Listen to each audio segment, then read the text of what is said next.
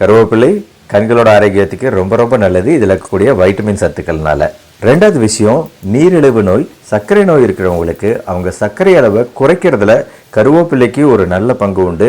நீங்கள் சாப்பிடக்கூடிய மற்ற விஷயங்களோட இந்த கருவேப்பிலையை தனியாக 4 கருவேப்பிலை நம்ம மென்று சாப்பிட்றதோ இல்லை நான் சொன்ன ஜூஸை சாப்பிட்றதோ கண்டிப்பாக சர்க்கரை அளவுகளை குறைக்கிறதுல ரொம்பவே ஹெல்ப் பண்ணும். இன்ஃபேக்ட் நீங்கள் சாப்பிடக்கூடிய மாத்திரையோட அளவை குறைக்க வேண்டிய தேவை ஏற்படலாம் இந்த கருவேப்பிலையை நம்ம அந்த மாதிரி ரெகுலராக உணவில் சேர்த்துக்கும் போது, தனியாக சேர்த்துக்கும் போது. மூணாவது விஷயம், கருவேப்பிலை வயிறு சம்பந்தப்பட்ட பல பிரச்சனைகளுக்கு ஒரு நல்ல மருந்து.